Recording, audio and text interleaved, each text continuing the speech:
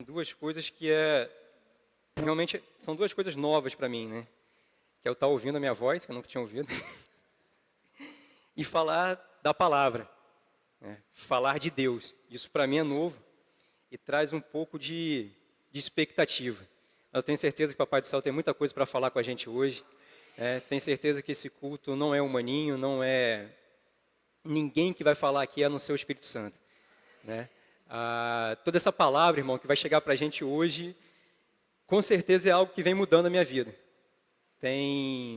Já faz alguns meses já que eu recebi essa palavra através de um mestre chamado Luciano Subirá, um homem de Deus, um homem que vem sendo usado por Deus já faz muito tempo, né? Já tem uma tradição do pai dele também, recebeu muita coisa do pai dele.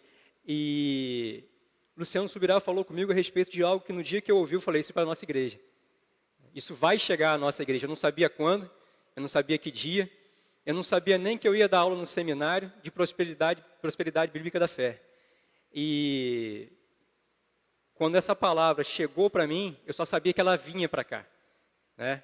E à medida que foi passando o tempo, a Pai do Céu foi amadurecendo e hoje chegou o dia. Se você me perguntasse há um ano atrás, maninho, me afirmasse, você vai levar essa palavra para a igreja nesse dia, eu falei assim, não vou não. Não vou mesmo. Não recebo. Mas por quê, irmão? Porque é um assunto no mínimo delicado. Se a gente for ver o título hoje da nossa aula, é Quando Deus Vem Primeiro. Mas quando Deus vem primeiro, trata de um assunto muito delicado dentro da igreja, que trata de dinheiro, né? Que trata de dízimo, que trata de oferta, que trata de prosperidade, mas trata de finanças. E a gente sabe que é, no mínimo, um assunto muito delicado. E com certeza, se não fosse o Espírito Santo, eu não ia querer trazer essa palavra, não.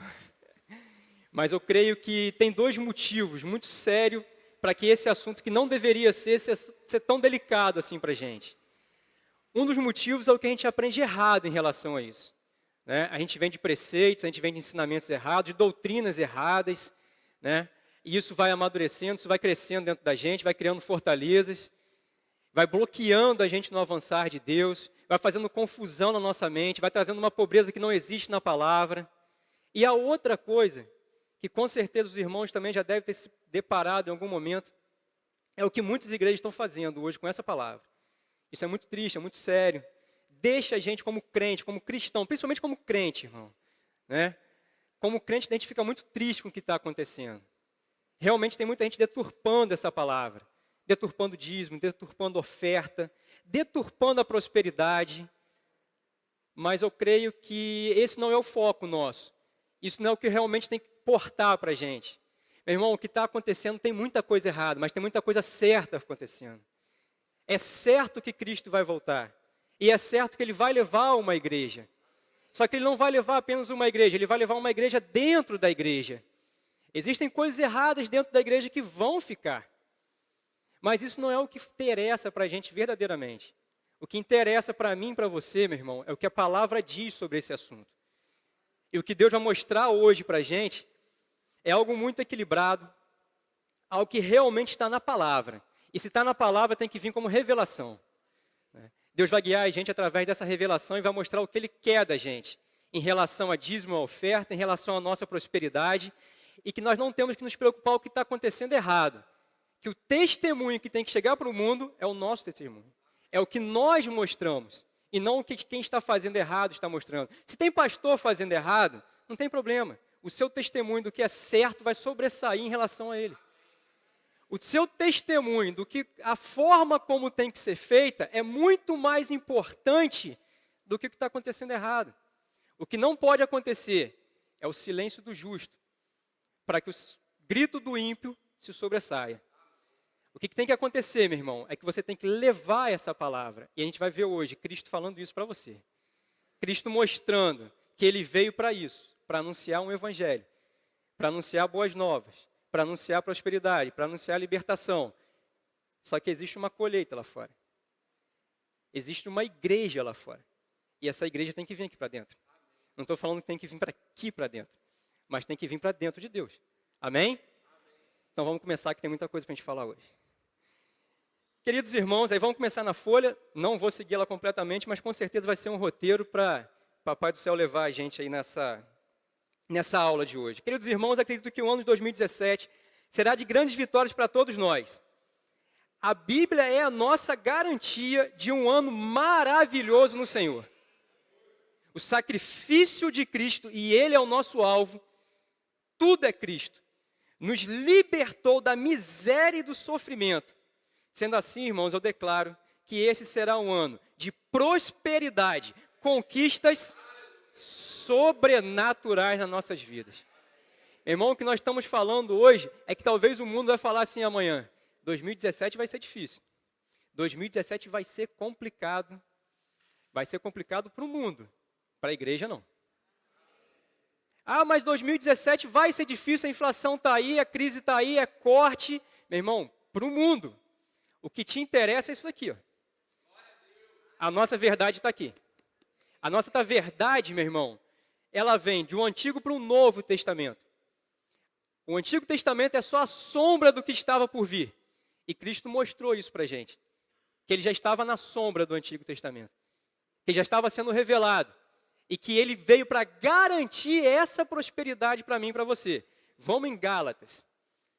Vamos ver exatamente o que Gálatas fala. No capítulo 3, versículo 13 e versículo 14.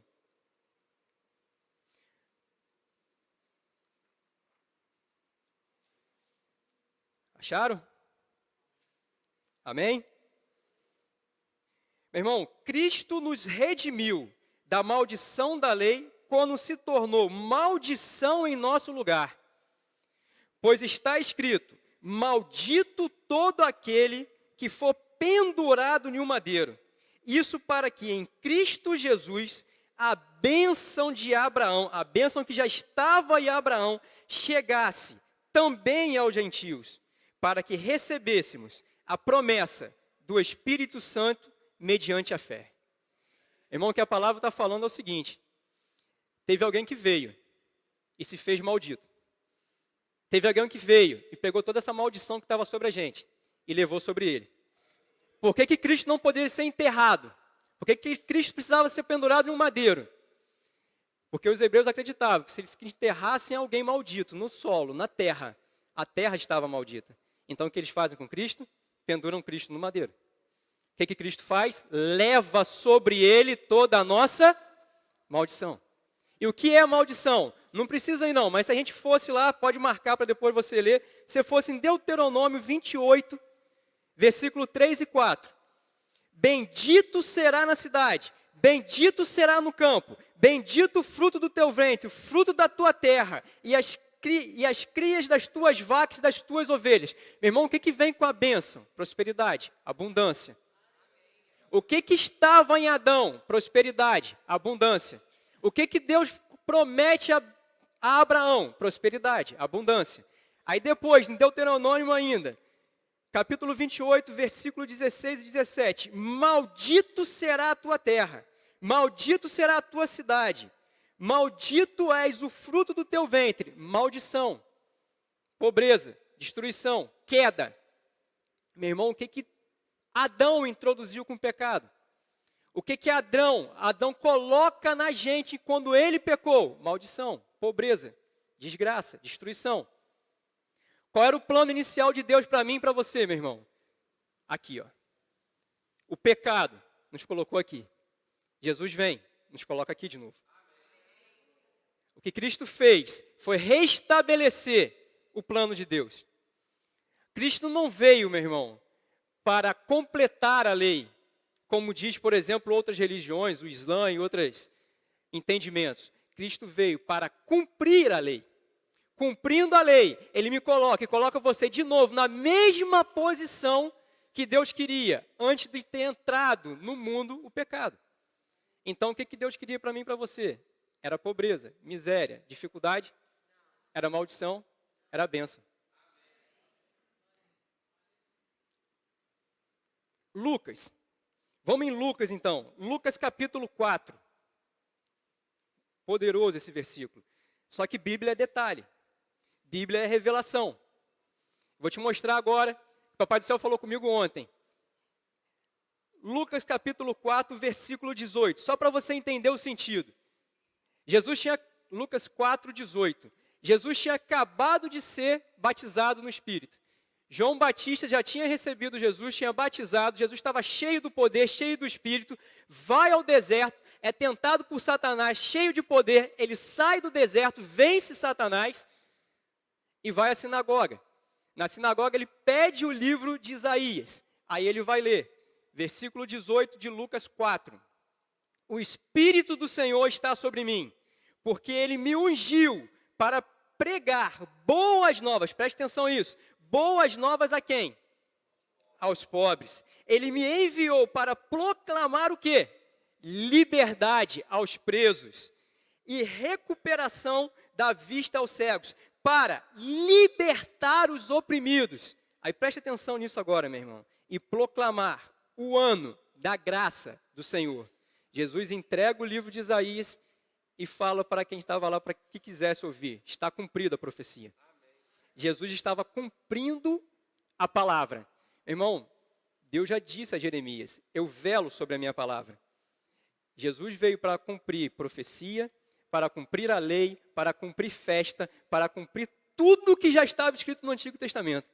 Só que a gente às vezes perde detalhe, como por exemplo o versículo 19. E proclamar o quê?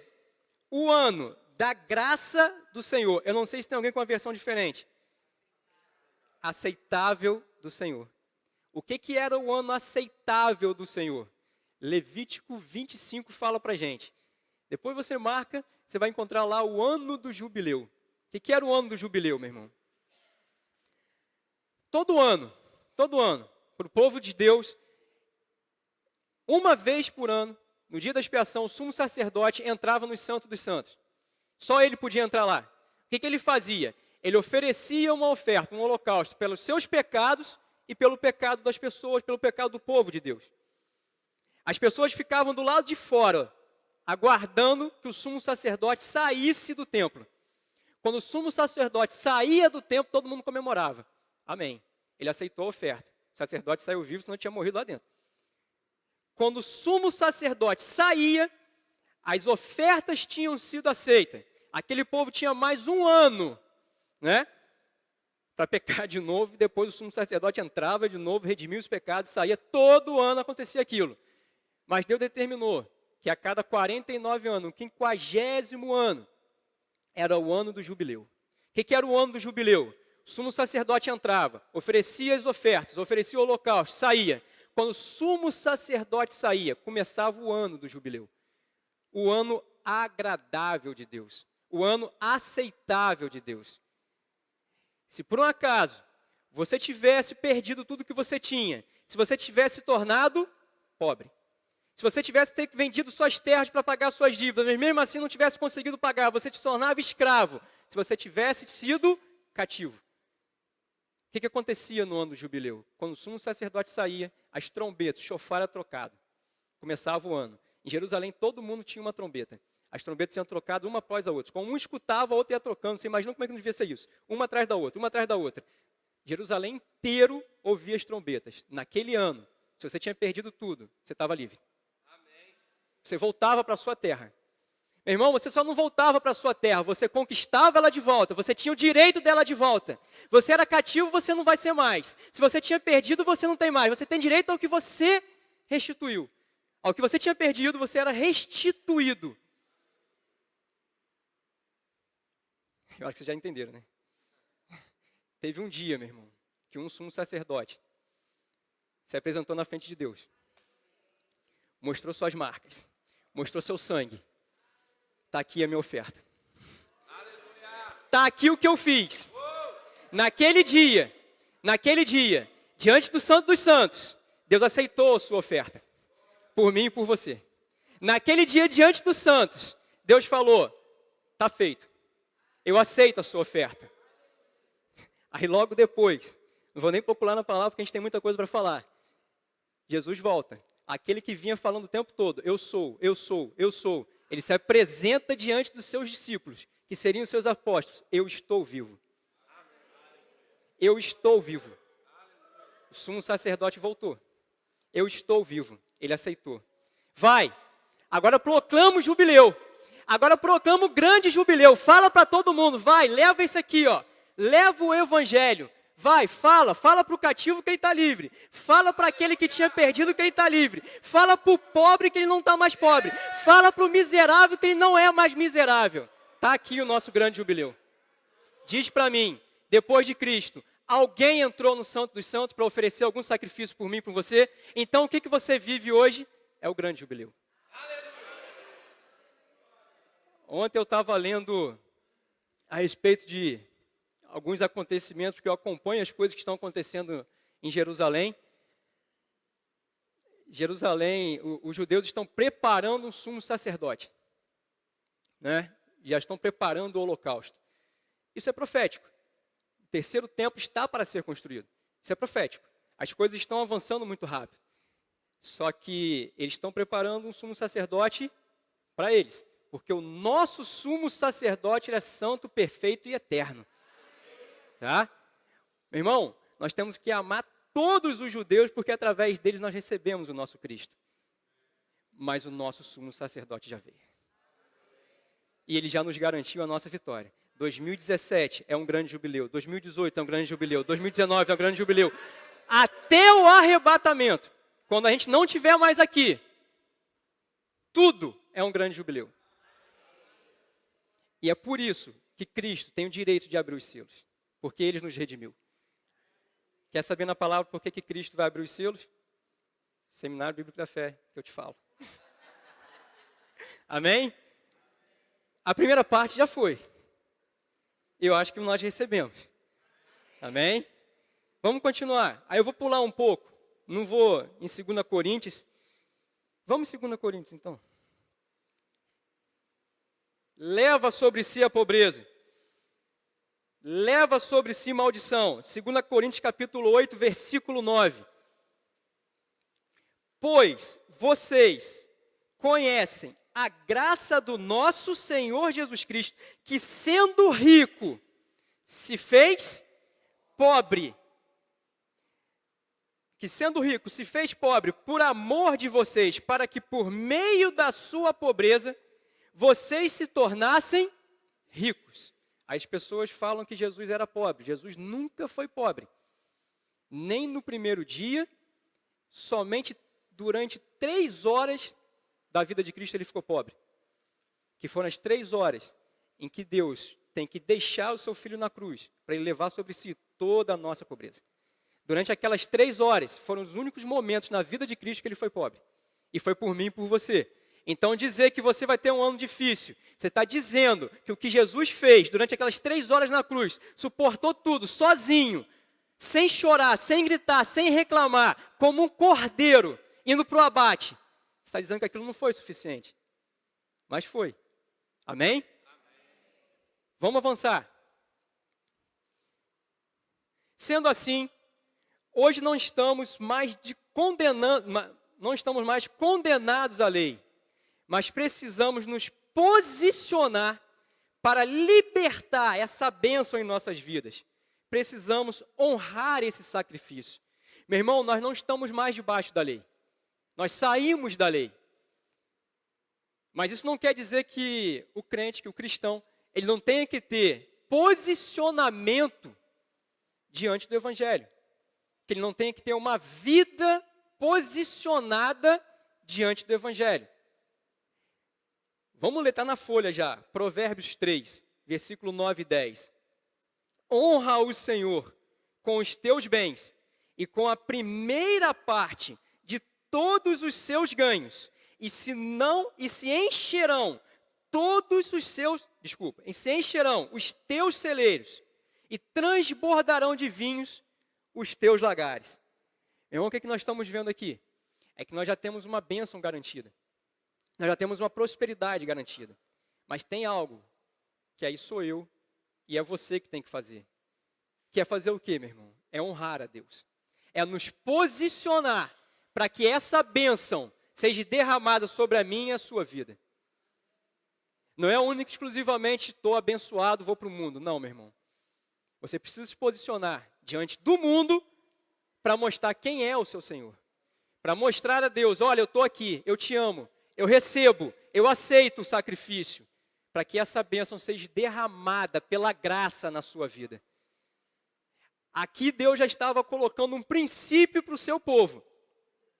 Honrar o Senhor com os teus bens. E com o quê? Com a primeira parte. A primeira parte. Ali Deus estava colocando um princípio de consciência no povo dele.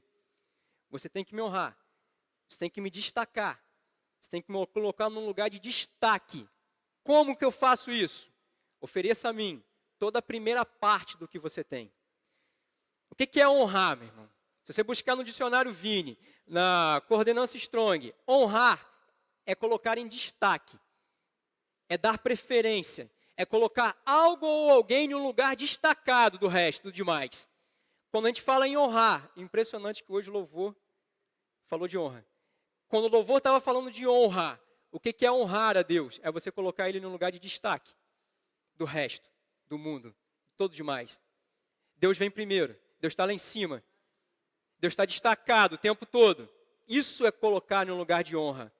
E o maravilhoso é que Deus mostra como fazer isso. Como honrar? Com a primeira parte. Com a primeira parte de quê? De tudo. Quando você acorda, em quem que você pensa? Quando você chega no seu trabalho, em quem que você pensa? Quando você está no momento de dificuldade, em quem que você pensa? Quando você coloca a mão nas suas finanças, em quem que você pensa? Esse é o equilíbrio. Esse é o equilíbrio desse tal de dinheiro nas nossas vidas. Colocar numa posição de honra é você colocar ele numa posição de destaque em tudo, não só nos dízimos e nas ofertas, mas também no seu primeiro momento. O que nós estamos fazendo? Está quase terminando um jejum que começou no dia 1º. Meu irmão, o que nós estamos fazendo nesse jejum? Nós estamos honrando a Deus. Nós estamos colocando ele em destaque. Nós estamos oferecendo as primícias de 2017 para Deus. Hoje, domingo, 9h30 da manhã em Rio das Ostras, verão. O que você está fazendo? Colocando ele em posição de destaque. Oferecendo o primeiro momento dessa semana a ele e não ao mundo. Por isso que essa palavra é para a escola bíblica dominical. Porque são pessoas que já estão buscando a Deus, já estão honrando a Ele. Amém? Mas vamos definir o que é primícias então. Porque o nosso assunto hoje realmente é essa parte. É a importância de nós olharmos para dentro, para o nosso coração, e ver se Deus está em uma posição de destaque. Em tudo, meu irmão. Incluindo dízimos e ofertas. Incluindo o que você faz com o seu dinheiro quando você recebe. Aí nós vamos ver que não é só com a primeira parte, mas é com todo o seu dinheiro. Eu não teria tempo para falar isso hoje, mas se você quiser, se você já fez, se você ainda não fez, se você quiser vir no Seminário Bíblico da Fé, a próxima, sem ser essa terça agora até a outra, nós vamos ter uma aula demonstrativa em que a gente vai falar um pouco de prosperidade também, na verdade 2 horas de prosperidade. Tá? Deus ele tem um propósito em te abençoar. É para que você se torne bênção no reino e bênção para outras pessoas. Deus não está te pedindo algo que é seu. Ele está te pedindo algo que é dele. Porque você é apenas um mordomo, um administrador do que é dele. Esse é o equilíbrio da palavra. Quando a gente olha o que está acontecendo lá fora que nos envergonha, me dá, eu quero, é meu, é meu, é meu. E o que é oferecido ao reino? E o que você administra para o reino? Esse é o equilíbrio. É esse que a gente tem que buscar. E a honra de Deus. E a hora que você coloca ele em primeiro lugar. Esse é o equilíbrio, meu irmão. Mas vamos ver o que é primícias. Segundo a definição do dicionário Vini, aí é o ponto 2, o que são primícias. Primícias significa oferecer os primeiros frutos, a principal parte, fazer um começo. Aí o que eu acho mais sobrenatural, o primeiro dos primeiros frutos é dele. De tudo. O primeiro dos primeiros frutos é dele. Então, Provérbios 3, 9 e 10, Deus estava colocando um princípio de consciência em seu povo, de que primeiro lugar deveria ser sempre dele. Deus estava dizendo, se queres me honrar verdadeiramente, ofereça a mim a parte principal de tudo que é seu. Me coloque em posição de destaque na sua vida. Se você continuar de novo lá em Provérbios, você vai ver que e se encherão os teus celeiros, transbordarão de vinho os teus lagares. Colocar Deus em destaque, colocar Deus em lugar de honra, é liberação de bênção na nossa vida. É encher os nossos celeiros. Mas não é única e exclusivamente para que você seja enriquecido por Deus. É para que você se torne uma bênção para outras pessoas, inclusive para o reino. Amém? Quando a gente olha para essa palavra, meu irmão, nós temos que dar nosso testemunho lá fora. Deus está falando comigo que tudo que você está aprendendo aqui, que tudo que Ele está falando com você hoje não é para ficar aqui. É para ir lá para fora. Amém? Não sei nem por que eu estou falando isso, mas Ele mandou dizer, eu estou dizendo. Então é para vocês. Amém? Vamos continuar. A maior de todas as primícias. Aí que vem aonde o crente tem que derrubar a fortaleza. Muita gente olha para o Antigo Testamento e fala assim, isso não é para mim. Eu não estou mais debaixo da lei, eu não tenho que nem dizimar, nem que ofertar, eu não tenho que fazer nada disso. Há pouco tempo eu estava vendo um vídeo no YouTube, mas tão raso igual uma poça de lama. Provavelmente num seminário, né, um professor, o título era teólogo, não lembro qual era, o professor derruba dízimos e ofertas para sempre. Pai, mas tão raso que não vale nem perder tempo pensando em uma resposta. Mostrando que dízimos e ofertas era para o Antigo Testamento e não estava na Nova Aliança. Isso está errado. Está completamente errado. Isso é uma fortaleza que Satanás quer colocar na sua mente para bloquear essa bênção de Deus nas nossas vidas. E eu já tive ela. Graças à minha esposa, que me ajudou muito, orou muito, dizimou e ofertou muito por mim e por ela, caiu. Amém. E eu creio, meu irmão, que se tem alguém aqui que ainda tem essa fortaleza na sua mente, eu tenho certeza que vai cair. Mas vai cair pela palavra. Amém? Continuando, que agora eu me perdi.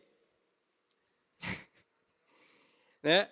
Talvez agora você possa estar pensando, mas essa é uma lei do Antigo Testamento. Então não estou mais debaixo dela. Quando na verdade, a maior de todas as primícias foi oferecida em sacrifício por nossas vidas e se chama Jesus Cristo. Meu irmão, Deus cumpre a palavra, literalmente. Espiritualização não tem espaço na Bíblia, tem que ser literal, porque Deus é literal. Jesus veio cumprir profecias, Jesus veio cumprir até as festas judaicas, Jesus veio cumprir. Tudo era sombra de Cristo no Antigo Testamento. E Deus, Ele é perfeito, Ele é detalhista em todos os detalhezinhos, Ele vai lá minucioso e cumpre. Da mesma forma como Ele disse a Jeremias, eu velo sobre a minha palavra. Veja bem, preste atenção que eu velo sobre a minha palavra, eu cumpro a minha palavra. Aí quer ver as primícias no Novo Testamento? 1 Coríntios 15, 20, está aí na folha. Mas de fato, Cristo ressuscitou dentro de quê?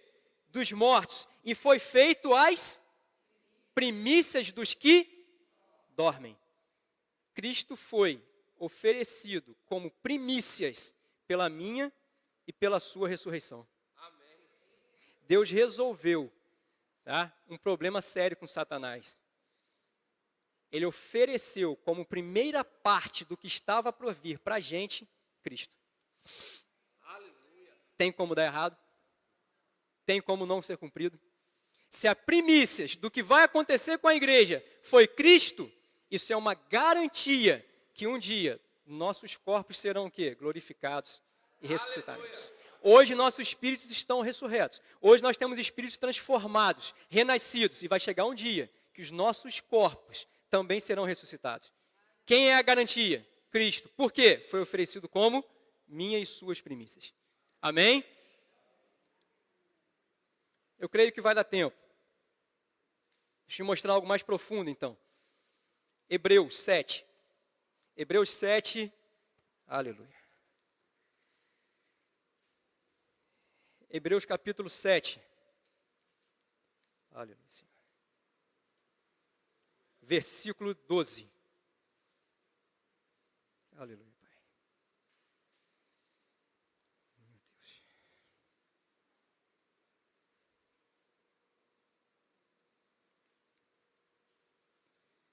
Aleluia, Pai. Foi? Amém? Hebreus 7:12 diz assim: certo é que, quando há mudança de sacerdócio, é necessário que se haja mudança de lei. Ora, aquele de quem se dizem estas coisas pertencia a outra tribo, da qual ninguém jamais havia sido ouvido diante de altar, pois é bem conhecido que o nosso Senhor descende de Judá, tribo a qual Moisés nada fala quanto ao sacerdócio. Meu irmão, isso é revelação na palavra. A tradição hebraica diz o seguinte: quando se estabelece uma tradição, se estabelece uma lei.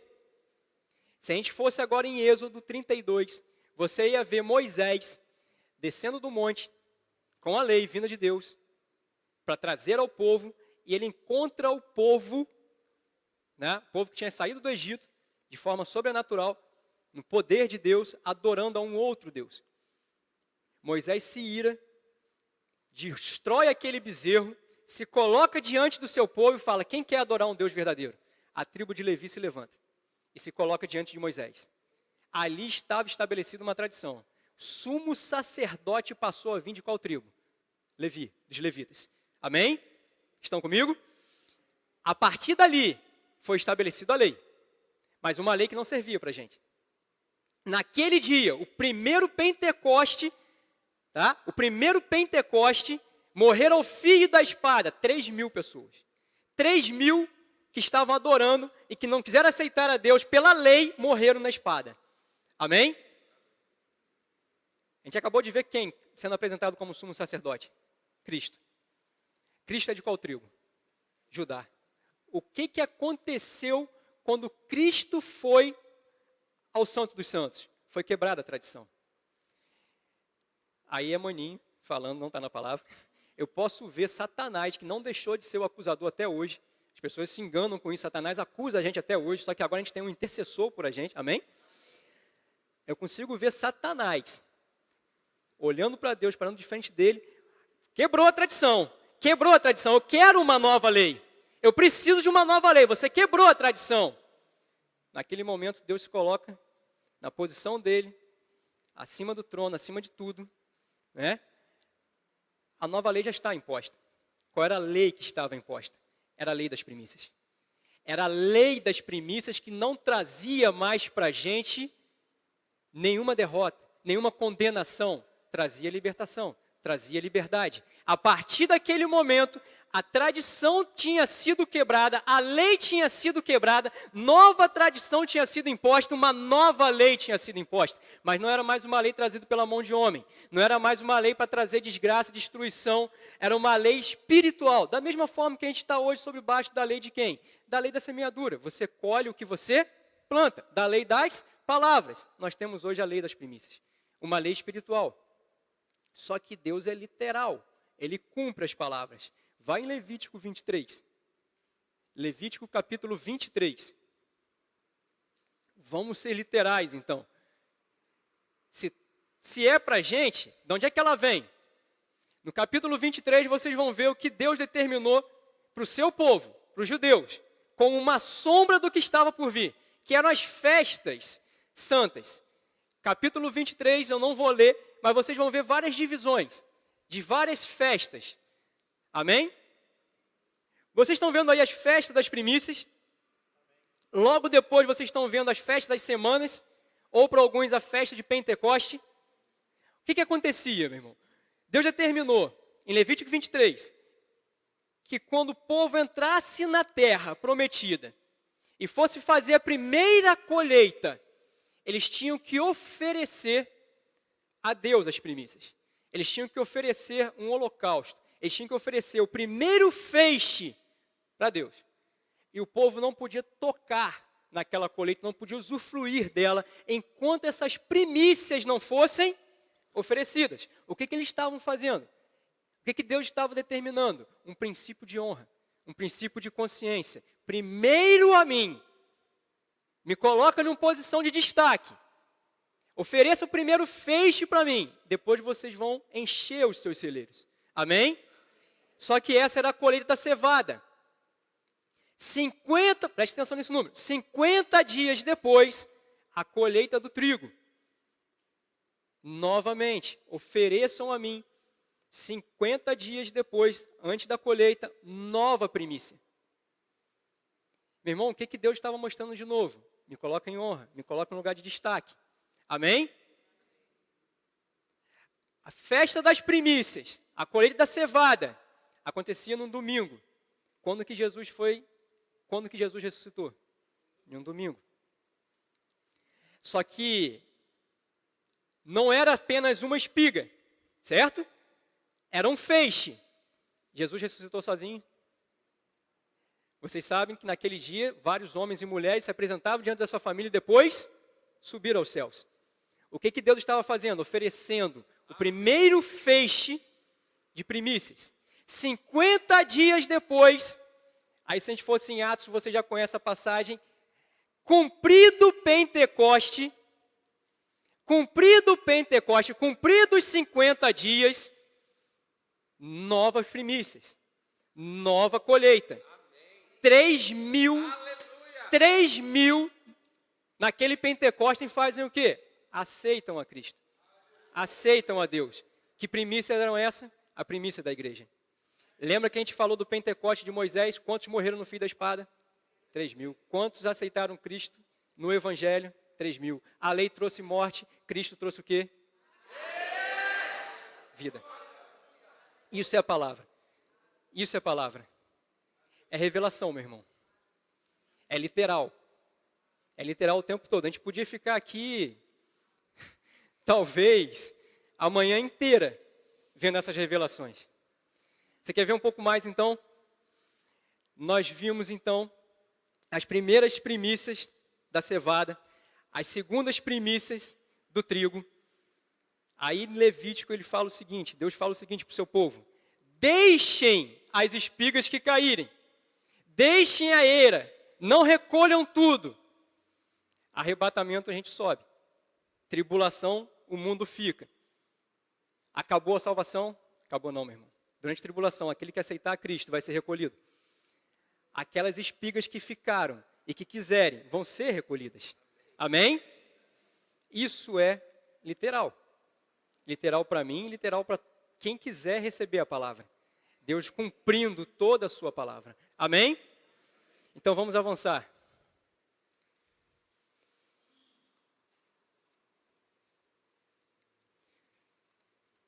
Meu irmão, se vocês já receberam, né? Se vocês receberam no início o que Deus falou com a gente, de Cristo trazendo prosperidade, depois, Cristo mostrando as primícias, essa lei espiritual para a gente, essa lei importante, que nos coloca em uma posição de honrar a Deus, né? Essa lei sobrenatural nas nossas vidas. Está na hora da gente se desvencilhar do que está acontecendo no mundo. Está na hora da gente se separar do que está acontecendo no mundo, né? E ver o que as primícias falam para a gente. Ver o que as primícias colocam para mim e para você. Meu irmão, preste atenção nisso. Eu sofri muito tempo, e essa foi uma fortaleza na minha mente, olhando para o que estava acontecendo de errado lá fora e deixando de fazer o certo aqui dentro. Vocês lembram que a gente falou no início da aula, que Deus falou com a gente a respeito dessa igreja, dessas pessoas que estão fazendo a coisa errada? Lembra? A segunda colheita, a primícia que é oferecida em relação à segunda colheita em Pentecostes era de quê? De trigo, não era? Você lembra da parábola do joio e do trigo? Lembra? O que tem que acontecer com o joio e do trigo? Eles têm que crescer juntos. Mas chega uma hora que é separado o joio do trigo. Meu irmão, então esquece o que está lá fora. Seja trigo, não seja joio. O joio vai ser queimado. O joio engana. O joio ilude as pessoas a colheita achando que é trigo. Mas chega uma hora que a gente vê que ele é joio. E que ele não é trigo. E ele vai ser retirado. Então seja trigo, meu irmão. Seja trigo. Mas seja trigo também levando a palavra. Seja trigo proclamando o grande jubileu, levando o evangelho. Amém? A colheita é grande e os trabalhadores são poucos. Quando Jesus olhou para o povo, Jesus já estava olhando para a igreja. A igreja não tinha sido revelada. Mas Jesus já via a igreja e já sabia que a colheita, que a igreja era grande, mas que tinham poucos trabalhadores para levar a palavra, para anunciar o jubileu. Amém? Então vamos avançar e vamos para a última parte. Vamos ver, meu irmão, o que Deus quer falar com a gente a respeito das primícias. Meu irmão, colocar Deus em posição de destaque, colocar Deus em posição de honra, através das primícias, a gente já sabe o que é. Mas o que isso libera para a gente? O que isso traz para a gente? Deus colocou para a gente hoje pelo menos 3 itens em relação a esse assunto. No item 4 da sua folha, a gente vai ver nossas primícias, né? O que essa lei espiritual nos diz, porque nós não estamos mais debaixo da lei. Nós não estamos mais debaixo da lei de Moisés. O que o povo, presta atenção nisso, meu irmão, o que o povo de Deus, o que o judeu, o que o hebreu fazia, ele fazia como ordenação. Eu e você não. Nós fazemos pela fé e pelo amor. Você recebe a bênção pela fé. Você abençoa pelo amor. Mas que amor é esse? Aí a gente fica, não, eu tenho que colocar esse amor dentro de mim. Esse amor já está dentro de você, porque você não tem esse amor. Esse amor é Cristo. Se você fosse em 2 Coríntios 15, se eu não me engano, você ia ver a descrição do que é o amor. O amor tudo suporta. Quem tudo suportou? É Cristo. Você recebe pela fé e abençoa o reino, e abençoa outras pessoas por Cristo, pelo amor. Amém? Vamos lá. Primeiro item. Por trás de toda a ação, existe uma declaração. Meu irmão, quando você coloca Deus em primeiro lugar, quando você apresenta a Ele a primícia de tudo que você tem, das suas orações, o primeiro momento do seu dia, quando você está se levantando, você já pensa nele. Quando você chega no seu trabalho, você pensa nele.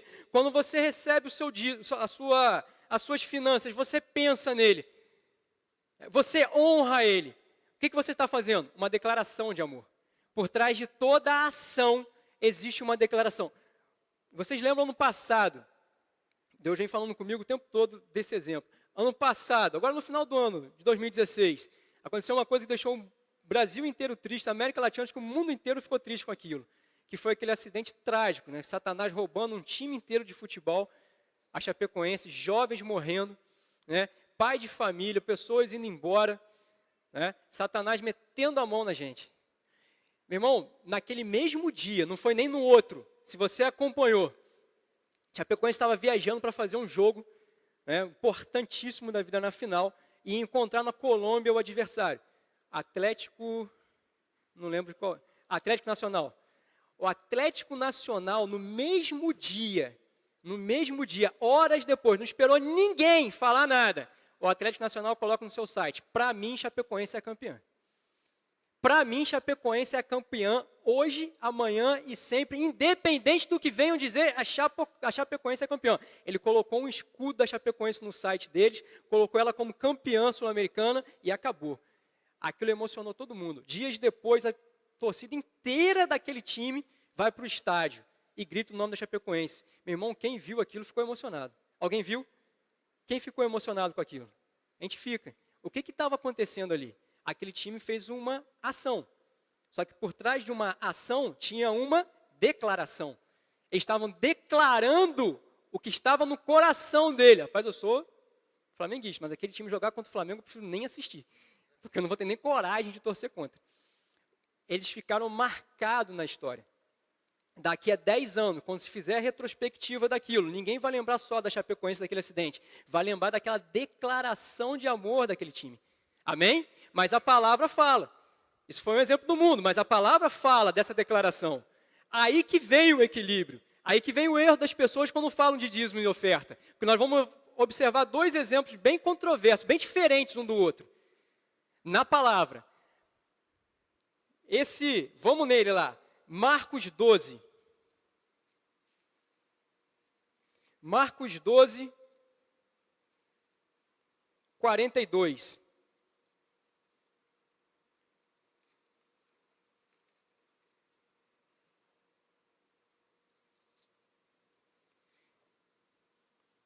Amém?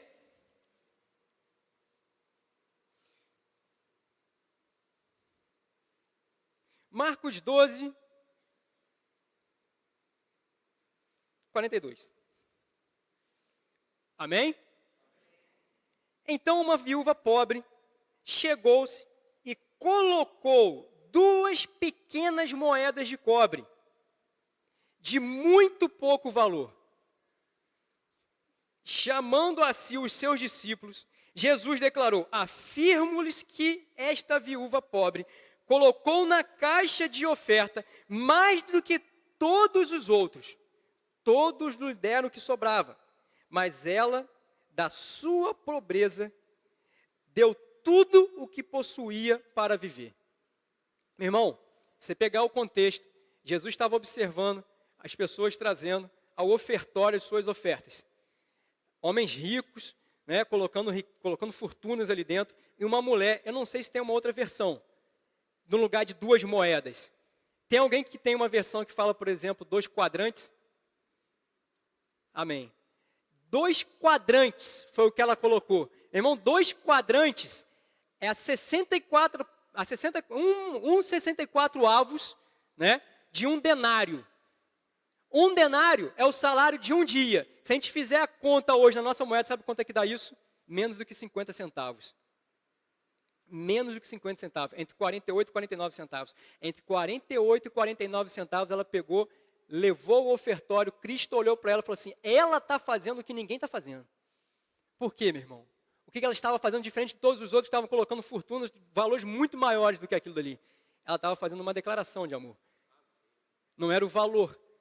Não era o valor, era o que estava no coração dela. Era o que ela estava fazendo para Deus. Era o que ela estava fazendo para a obra. Ela estava fazendo uma declaração: eu te amo, eu te honro, eu te coloco numa posição de destaque. Você está em primeiro lugar na minha vida.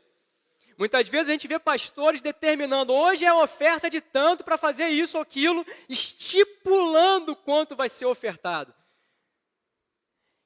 Meu irmão, eu oro todos os dias pela nossa igreja, tá?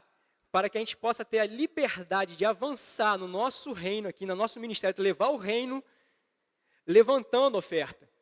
Levantando. E esse dia está para chegar, em que nós vamos ter que crescer. Nós já estamos crescendo, mas vamos ter que avançar esse crescimento. E que a gente saia do nosso lugar e venha com o coração ofertar. Mas não vai ser pastor, não vai ser diácono que vai determinar o quanto você vai ofertar. É o seu coração, é a sua declaração, porque somente Deus sonda o seu coração. Só Ele sabe o que está dentro de você e só Ele sabe qual é a verdade dentro de você. Amém? Não é o valor. A palavra mostra para a gente que não é o valor, que é a declaração. Vamos mais uma só. Marcos 14, está pertinho aí então. Marcos 14, 3.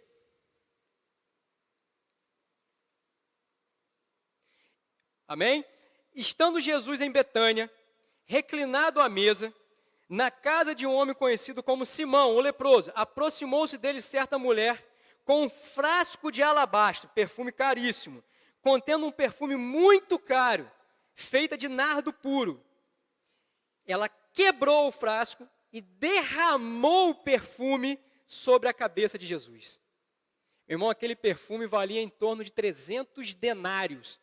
300 denários era praticamente o que o homem ganhava durante um ano de trabalho naquela época. Ela pegou esse perfume e derramou sobre Cristo. Ela não sabia, mas ela estava ungindo o cordeiro para ser abatido. Amém? A viúva ofertou 50 centavos. Essa mulher ofertou um ano de trabalho. Qual é a diferença de uma para outra? O coração. É a semelhança. O valor não importa. O que uma fez, o que a outra fez em relação ao valor, em relação ao dinheiro, não importa, porque o dinheiro já era dele. Os 50 centavos ou o salário de um ano já era dele. Como todo o resto. Mas a declaração de amor daquela viúva e daquela mulher, aí o mais impressionante vem o que acontece com essa mulher depois. No versículo 9.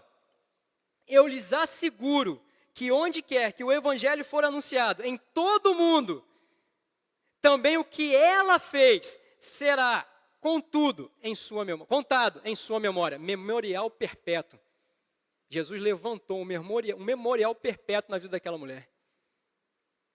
Aonde essa palavra é pregada, todo mundo conhece essa passagem. Eu não sei direito o que é galardão, meu irmão, mas para mim é isso daí. Eu fico imaginando essa mulher chegando no reino do céu.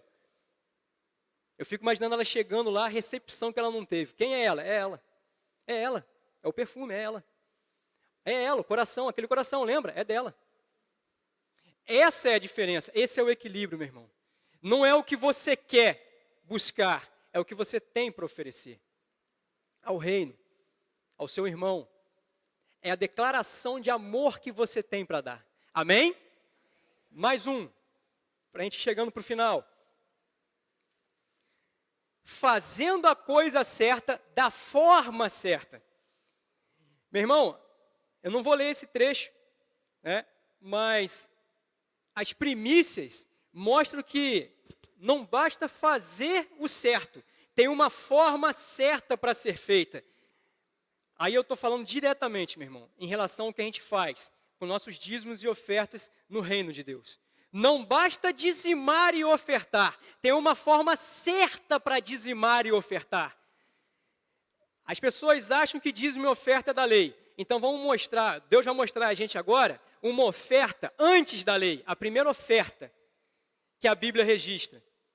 Está aí na sua folha. Eu acho, não está na sua folha. Gênesis 4. Gênesis capítulo 4, versículo 3 e 5. Amém? Passando algum tempo, Caim, Caim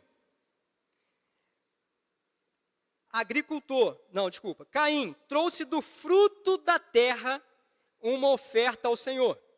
Abel, por sua vez, diferentemente, olha o que a palavra diz, trouxe as partes das gorduras, trouxe as gorduras das primeiras crias do seu rebanho. Meu irmão, o que Caim ofereceu? Caim ofereceu o que sobrou.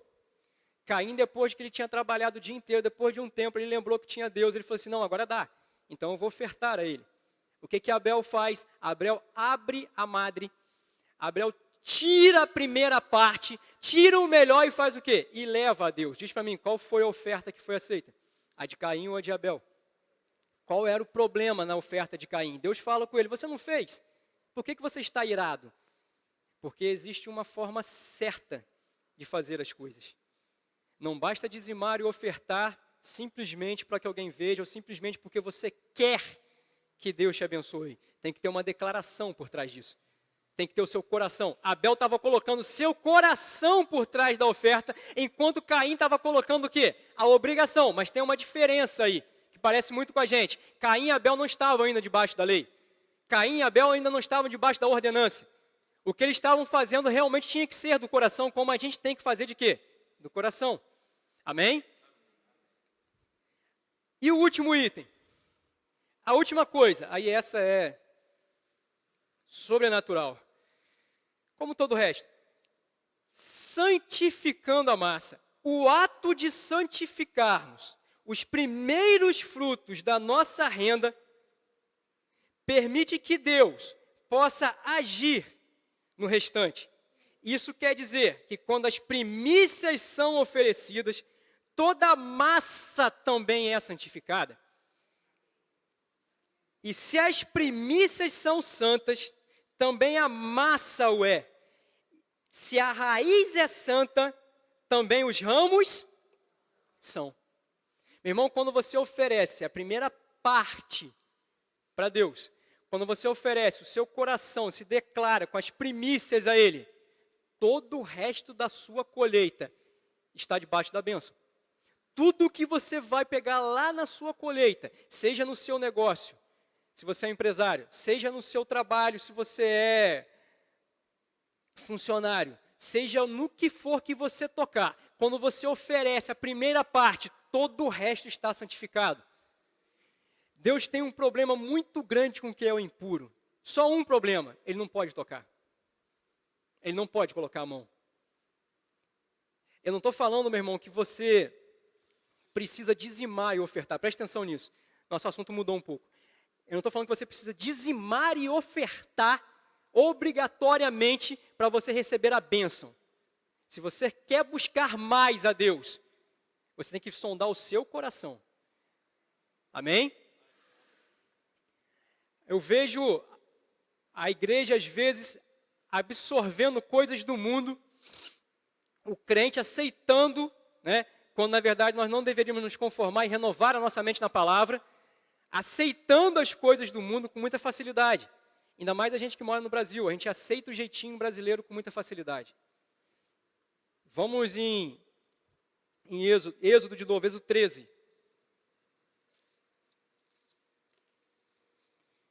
Êxodo 13, versículo 13. Êxodo 13, 13.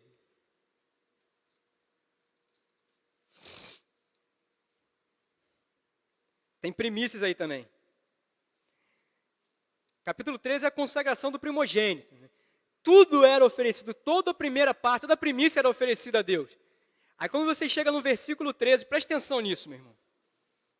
Isso é para você que às vezes é empresário, para você que tem um negócio próprio, para você que às vezes paga imposto diferente do que eu pago, né? O meu imposto está retido desde a fonte. Mas às vezes a gente tem pessoas que trabalham em áreas, preste atenção nisso, meu irmão, que parte deles, essas atitudes, não é? De você ter que tirar um imposto, de você ter que declarar uma nota, amém? Preste atenção que a palavra fala em revelação com a gente. Resgatem com um cordeiro toda a primeira cria dos jumentos, mas se não resgatarem, mas se não quiserem resgatar, quebrem-lhe o pescoço. Meu irmão, o que essa primeira parte desse versículo está falando com a gente? Deixa eu explicar. Nem tudo podia ser oferecido como sacrifício. Filho do jumento era uma coisa, que era considerado impuro, não poderia ser oferecido como sacrifício. Aqui que a palavra está falando, o que Deus estava colocando como ordenança. Se você quer usar o filho da jumenta, e você não pode oferecer, ofereça um cordeiro. Substitua o filho da jumenta. Mas agora, se você não tem condições de fazer isso, quebre o pescoço. Não use, não coloque a mão. Não é seu. Não se suje com ele. Deus estava falando, se é impuro e você não pode purificar, não coloca a mão. Tire a mão, isso não é seu, isso não é para você. Às vezes eu vejo as pessoas fazendo o tal do jeitinho brasileiro em várias coisas, né? Seja lá nesse tal de... Tem vivido essa experiência em casa, com uma nova etapa na nossa vida, o quanto é comum no Brasil o tal da meia nota. Né? Quem é empresário, quem tem um negócio sabe o que é. A meia nota é quando você compra algo, não sei direito também, minha esposa que tem mais detalhe, e você não declara tudo, né? Você só coloca meia nota do que você comprou.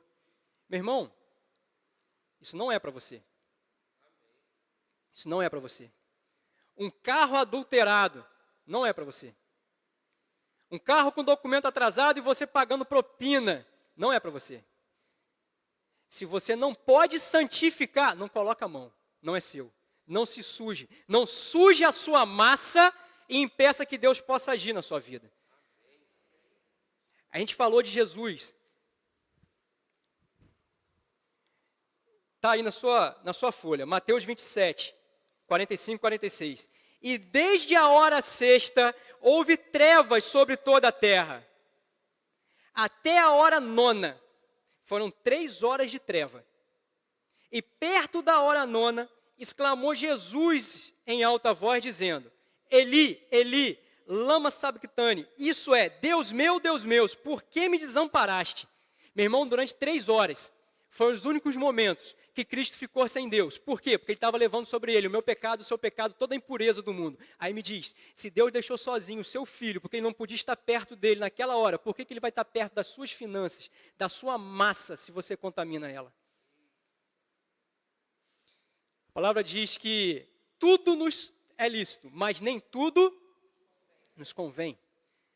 Tem um filósofo francês que provavelmente ele interpretou isso, nem sei se ele acredita em Deus, na verdade é uma brincadeira, que ele diz o seguinte, se você não pode contar como você fez, nem faça, Porque os mesmos motivos que você tem para não contar são os motivos que você tem para não fazer. Amém? Tudo me é lícito, mas nem tudo me convém. Se eu não posso contar a ninguém, então eu não tenho que fazer. Porque não me é lícito, mas não me convém. Eu não posso trazer o fermento para a minha massa. Eu não posso sujar a minha massa. Por quê? Porque eu quero que Deus toque nela. Eu quero que Deus carregue ela. Até porque ela não é nossa, ela é dele. Amém? Somos administradores. Irmão, santifique a sua massa. Não único exclusivamente com as primícias. Santifique o tempo todo. Não contamine a sua mente. Não contamine o que você tem com a impureza do mundo. Deixe ela limpa. Deixe ela pura. Permita que Deus possa agir nela. Permita que Deus possa tocar nela. Permita que Deus possa dizer o que Ele quer fazer em você com ela. Como que Ele quer usar com ela. Permita que seja dele verdadeiramente o tempo todo. Não dê isso a Satanás. Não abra porta para Satanás na sua vida. Não abra porta para que ele possa se colocar como um acusador na sua vida. E tem uma forma muito simples de fazer isso. Mantenha-se puro. Mantenha-se limpo. Ofereça as suas primícias. Ofereça a primeira parte do que é seu. E mantenha-se puro na massa. Porque se as primícias são santas, a massa também vai ser. E Deus vai estar nela. Amém? Acho que o louvor, se quiser voltar. A gente já está chegando no final.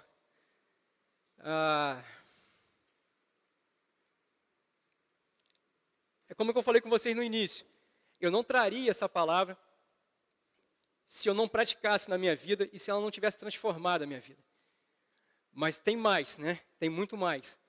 Tem que levá-la para fora. O jubileu tem que ser proclamado lá fora, né? A gente tem que levar a verdade lá para fora. Hoje Deus, eu acredito que Ele falou muito com a gente. E tem muitas pessoas precisando ouvir essa verdade.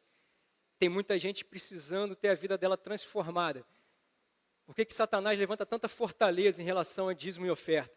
Nesse desequilíbrio, fazendo que as pessoas olhem e tenham vergonha. Porque ele quer roubar as nossas riquezas. Ele quer roubar o nosso jubileu. Ele quer tirar o que é nosso. E a forma como ele tem para fazer isso é levantando fortalezas na nossa mente. Uma das coisas que o Seminário Bíblico da Fé, entre todas aquelas matérias fazem, é nos ajudar, né? É permitir que Deus entre na nossa vida ainda mais fundo e derrube essas fortalezas. Não só essa, mas várias outras.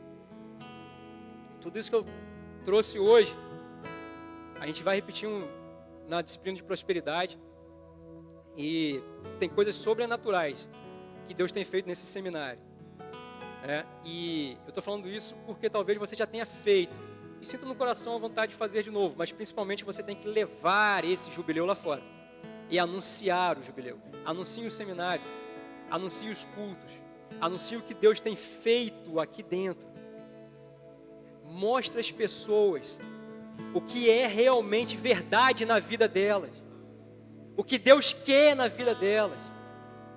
Derrube essas mentiras, esses preceitos, esses falsos entendimentos. Mostre às pessoas que não é isso não. Não é isso não. Não tem problema, está fazendo errado. Como que é o certo? O certo é assim, está na palavra. Convide as pessoas para vir para o seminário. Convide as pessoas a vir quinta-feira ver o que está acontecendo. Exalta as pessoas a vir no domingo ver o que está acontecendo. Nós temos hoje uma quinta-feira de oração. Chame as pessoas, vem aqui. O pastor tem tido revelações de coisas que estão para acontecer na nossa igreja, né? De projetos que estão para começar e que já estão começando. Anuncie as pessoas, Casados para Sempre. Os Casados para Sempre já começou esse ano. Vai começar esse ano, já está cheio. Vamos deixar o Casados para Sempre do ano que vem cheio antes do meio do ano. Se você já fez, anuncie o jubileu dos Casados para Sempre. Amém?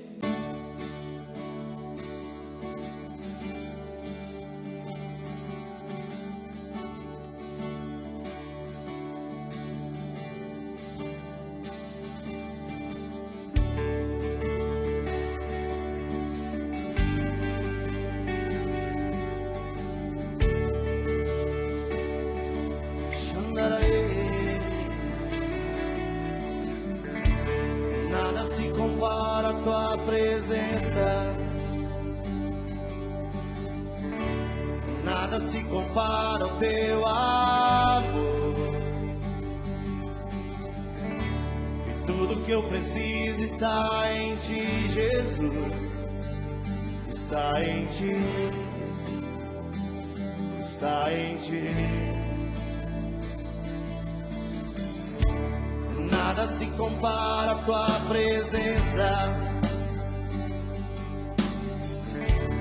Nada se compara ao teu amor.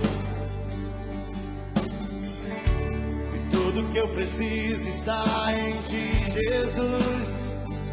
Está em ti.